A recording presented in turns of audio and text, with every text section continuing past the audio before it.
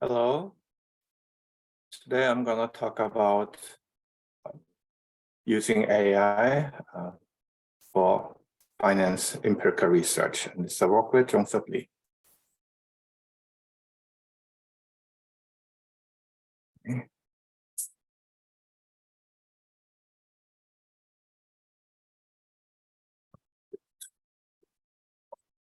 So there are recent advances in intelligent algorithms, and we have seen many AlphaGo, deepfake, transfer learning, GPT, ChatGPTs, and many things. And they have done many amazing things.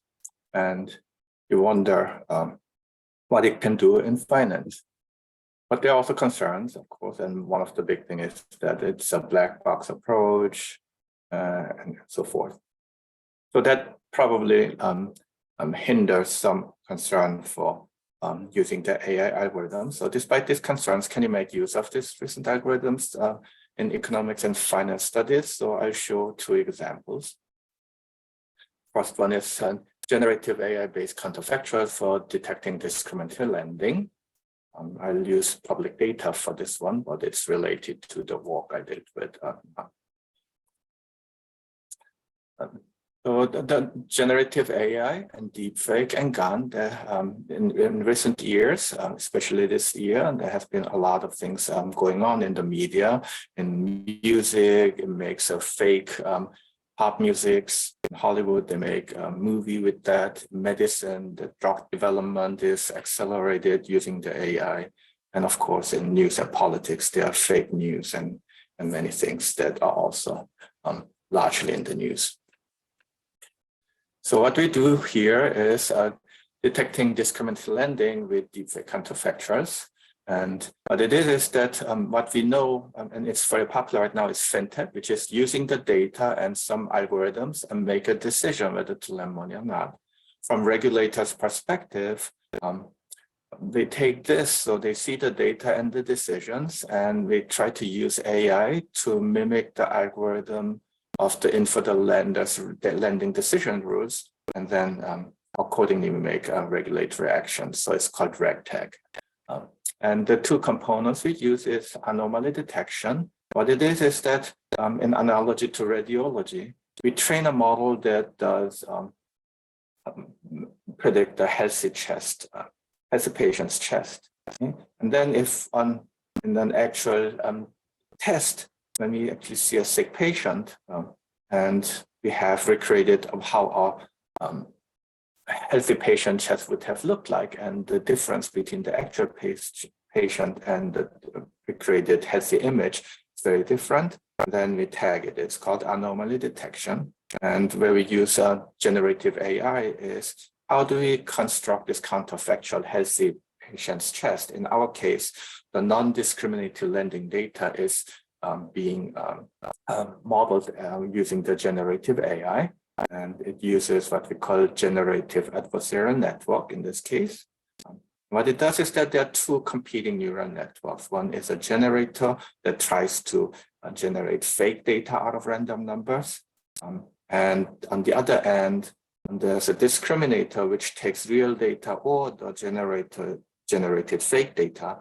And this neural network job is to distinguish between real and fake data, meaning to spot it. And out of having them competing, eventually it will reach a stalemate. And at that point, a byproduct is the generator will be really good at generating fake data that is very realistic. And what we do is that we use it, in our case, the GAN model for non-discriminatory lending data, which is non-minority borrowers. And then we have a model and get a decision, counterfactual decision, how a non-discriminatory lending would have looked like.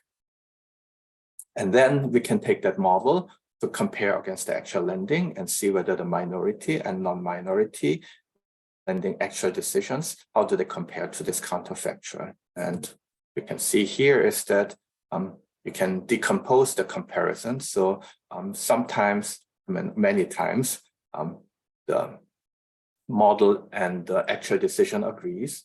It is a little less for the non-minority borrowers because we trained the model with the non-minorities, so that is not too surprising.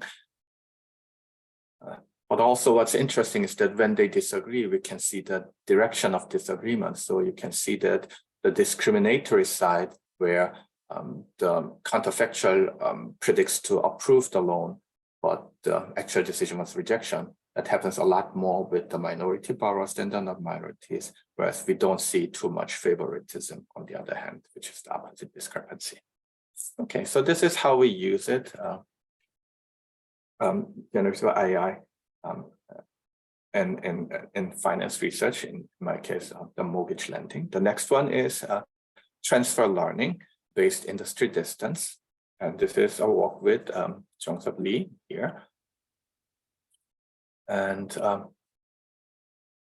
the black box concern. So when a black box predictor is useful, and here's an analogy in music. So these days, we can feed in music to generate artificial Beethoven sounding music. In fact, Beethoven's 10th Symphony was recreated by Google and Harvard researchers recently using only a few pages of Beethoven's 10th Symphony, and he couldn't finish it, but you can see in the YouTube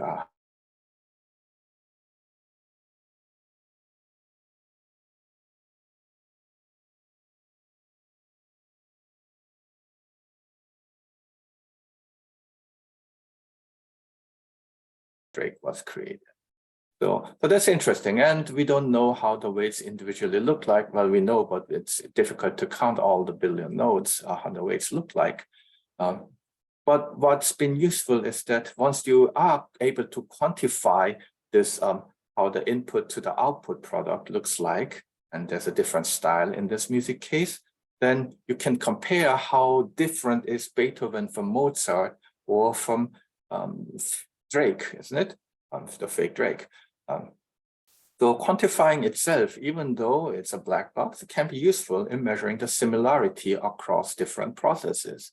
So this is what we try to use in quantifying a complex I/O mapping using a black box, especially in the production process or organization that takes input and gets output of value. And we use this transfer learning to compare complex functions, which individually, each organization or this production process is very complex, but somehow the service industry that takes a lot of humans, effort, labor, it's probably different from a manufacturing industry that takes raw materials and usually machines do the work. And if we know this input to output mapping and quantify it, what we can do is that then we can see how different these two functions are. So that's what we'll try to propose. So why quantify this production process? Well, one of the motivations could be that in recent years, there have been like this cost-cutting mergers for synergy, meaning if there's a form A and form B and you have duplicate functions, let's merge it to save cost to do the same thing. And we often then look at, well, we cut the cost, or we could diversify the cash flow and these kind of things. But one thing that is also very important is that once you share these resources on all cutting departments, then obviously it's more load per division because you're having two tasks loaded onto them. But also more importantly, what I'm emphasizing in this talk is that accommodation is necessary. As a standalone firms, there have been optimal processes like this optimal weights here for form A and form B. Now that you combine it, either A or B has to change their weights to accommodate the other industry. Right? And that then will operate in a suboptimal way.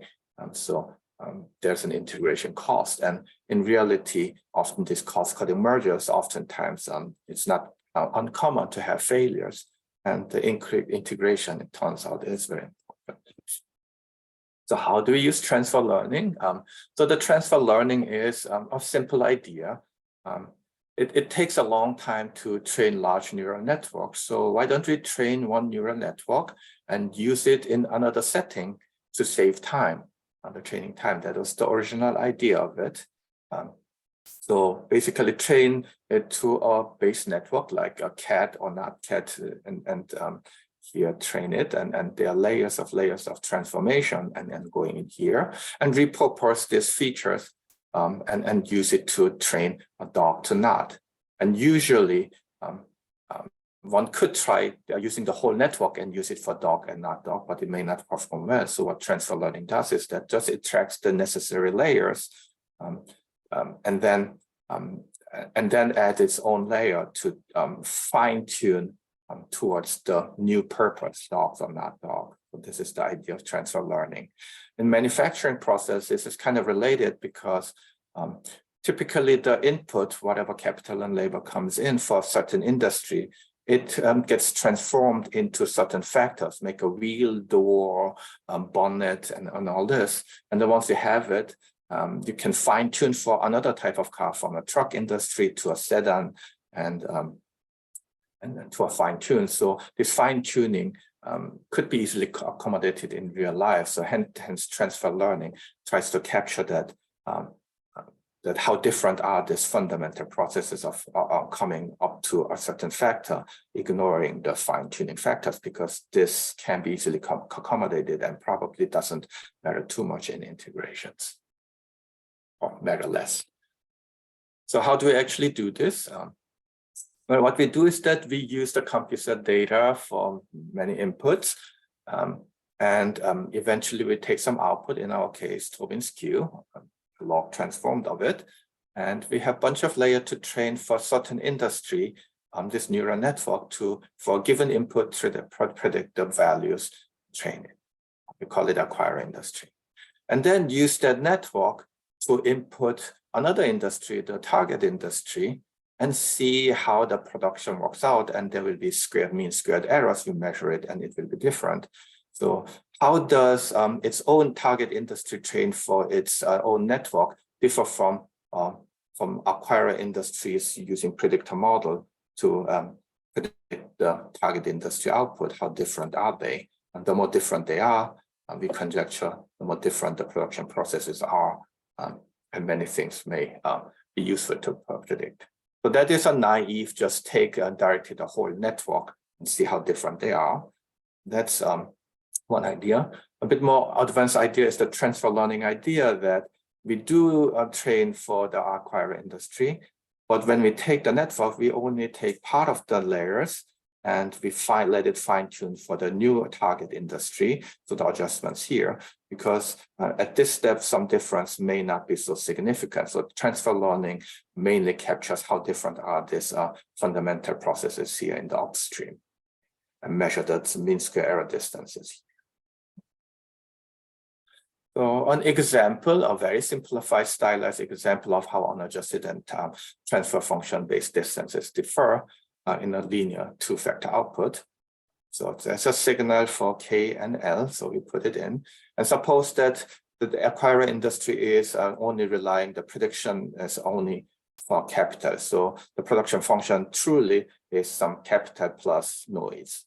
So if you put a capital in, one of the optimal choices to organize a network is to have 1, 1, and other things 0. So it goes through here. So when you put K in, it gets paid out. And the actual production function is also K plus noise. So it's only up to the noise it will be mispredicting the mean square error. Now that you take that industry and put it to another industry where the actual output production demand is minus K plus epsilon, but you don't allow for any fine-tuning adjustments, then here comes out the K, and the real truth is minus K. So the error tends to be larger. Yet another example is when the actual industry, so target industry, actually depends on a whole different factor like L plus epsilon, then and you take the industry here, then it will be even larger errors incurred. And even in transfer function based method, there will be some industry differences out of doing this. Even if you fine tune here, there will be some errors incurred. So transfer learning will pick up some error, but the main difference here is that the transfer learning and the adjusted error, there's some marked difference in between what is counted as a discrepancy across different production processes between the unadjusted, which doesn't allow any fine tuning, whereas transfer learning ignores the small nitty-gritty detail after of arranging the factors here.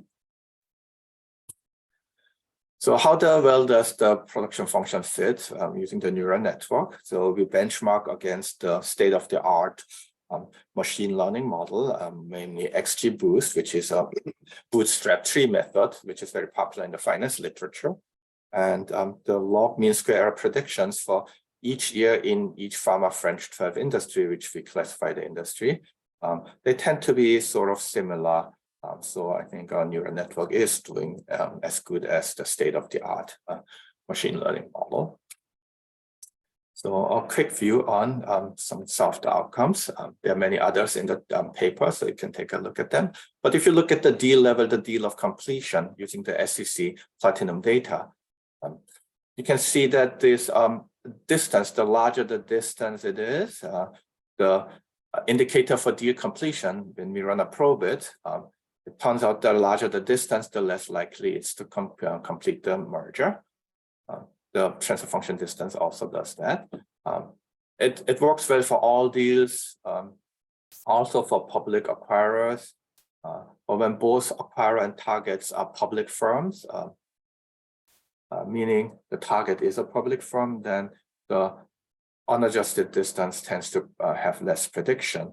Probably most of the synergy comes from, or this information is more informative when the entity is a private acquiring entity.